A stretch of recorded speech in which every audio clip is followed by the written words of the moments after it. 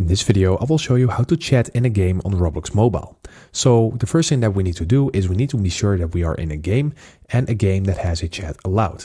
You also need to have the option to chat allowed in your settings. And if you're not sure on how to allow that, then please watch my other video where I show you how to turn on direct chat on Roblox.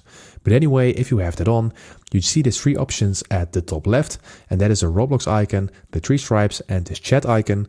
And if you want to chat, we need to click on this chat icon in here, and there we see that we can participate in the chat. So I'm just clicking on the chat bar, and in here I can just type something. Let's say that I want to type something like this. And if I want to send it right now, then I'm going to click on the send button just next to it. So once I do that, you see that I'm chatting in the game, and it will also appear above me. And now that I have clicked on this chat button, I will see the chat through my game. If you want to hide this, you can just click on this chat button again, and then you hide your chat, and then you won't be seeing it anymore. So that is how you do it. I hope this video helped you out. Please leave a like and consider subscribing, and then I see you in the next one.